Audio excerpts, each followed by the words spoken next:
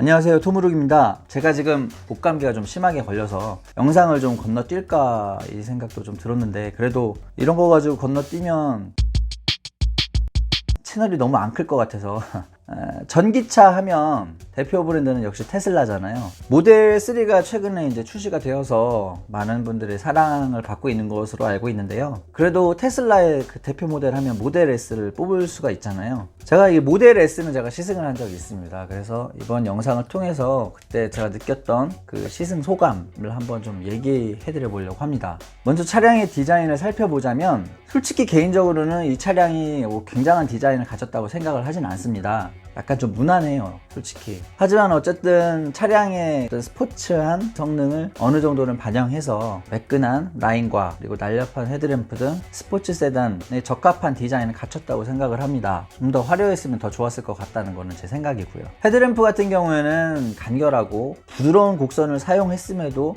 약간 좀 날렵해 보이는 그런 헤드램프를 가지고 있고요. 그 라디에이터 그릴이 생략된 대신에 그쪽 부분에 테슬라를 상징하는 T 모양의 모형을 새겨놨고요. 그리고 가운데는 엠블럼이 들어가 있습니다. 사실 미국차 하면 굉장히 남성적이고 두툼한 디자인을 우리가 연상을 하잖아요. 지금 뭐 나온 차들 보면은 쉐보레의 차들도 그렇고요. 그리고 링컨이나 이런 거 보면은 되게 각지고 남성적인 차인데, 이 차는 곡선이 많이 사용돼 가지고 부드러운 외관을 보여주고 있죠.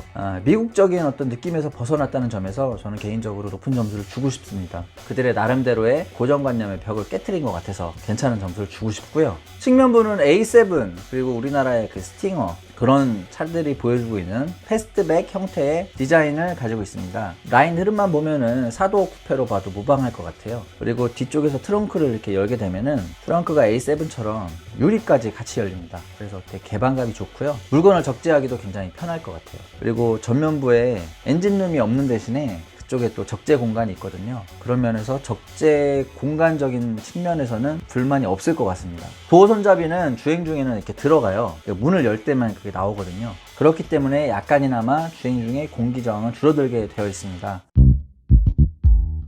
차의 휠 디자인을 보면은 차가 거의 한 1억을 넘잖아요. 근데 디자인은 굉장히 평범해요. 우리가 흔히 2-3천만 원짜리에서 볼 수 있는 그런 디자인이 들어가 있어요. 외관 디자인과 마찬가지로 이 부분도 좀 더 화려하게 멋있게 디자인을 했으면 어땠을까 하는 그런 아쉬움이 좀 드는 부분입니다. 뒷모습은 앞모습보다 제가 보기에는 뒷모습이 앞모습보다 좀 더 괜찮은 것 같아요. 특히 테일램프 같은 경우에는 일반적인 차량들에 비해서 좀 반사량이 좀 있어요. 그러다 보니까 반짝반짝한 게 좀 더 고급진 느낌, 그런 느낌이 나고요. 적당한 수준의 그 크롬바, 그리고 머플러 팁이 생략된 부분에 리플렉터가 들어가 있습니다.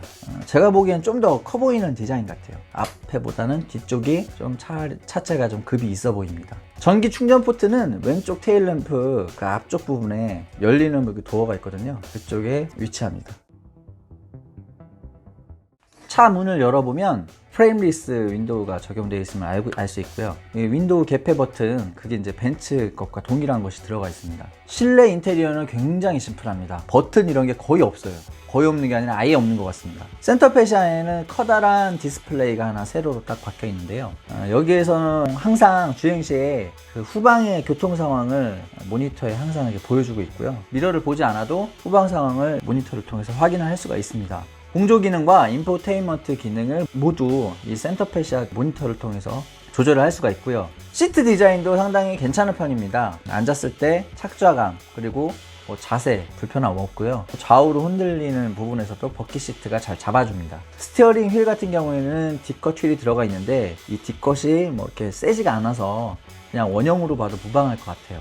그리고 그 옆에는 벤츠처럼 기아 레버가 레버식으로 이렇게 들어가 있고요. 계기판 역시 기존의 내연기관 차량들과는 좀 많이 디자인 자체가 다른데요. 디지털 방식이고요. RPM계가 따로 필요가 없다 보니까 앞에 속도, 온도, 인포테인먼트 상황, 이 정도의 정보를 확인할 수 있도록 그렇게 짜여져 있습니다. 솔직히 제가 주행하는 동안은 이 부분을 많이 보지를 않았어요. 그래서 더 이상의 코멘트는 좀 생략을 하도록 하겠습니다. 센터 콘솔도 이 수납 공간만 들어가 있거든요. 그거는 심플함을 넘어서 정말 간단한 디자인인 것 같아요. 개인적으로 제가 테슬라 모델 S 75D에서 가장 마음에 들었던 부분이 천장 부분이거든요. 알칸타라 스웨이드로 고급진 소재로 마감이 되어 있는 프레임 바깥쪽에 천장이 글래스로 되어 있습니다. 그러다 보니까 개방감이 상당하고요.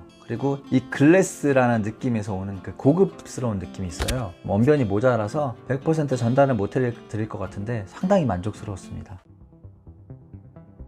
제가 시승해본 테슬라 모델 S 75D는 322마력 그리고 45kgm의 토크를 가지고 있는 차입니다. 전기차 특성상 가속 페달 전개와 동시에 최대 토크가 쏟아져 나오기 때문에 초반 가속 면에서는 상당히 훌륭하죠. 그래서 제로 100은 5.4초고요. 최고 속도는 시속 222km입니다. 내연기관 차량, 고성능 차량들과 비교해 보자면 그렇게 빠른 속도는 아닙니다. 하지만 워낙에 초반 가속이 좋기 때문에 재미있는 드라이빙을 할 수 있는 이런 성능을 갖췄다고 보면 되겠습니다. 차체 전장은 5m에 약간 모자른 4979mm거든요. 이 정도면 준대형급이죠. 차를 시동키는 그런 버튼 따위는 없고요. 키를 가지고 차에 타서 브레이크를 밟으면 온 모드입니다. 여기서 이제 가속 페달을 밟게 되면은 바로 차가 가속을 하게 되고요. 주행 내내 엔진 돌아가는 소리가 없잖아요. 그러다 보니까 굉장히 조용합니다. 풍절음 정도만 이렇게 슈슈슈 들려오고요.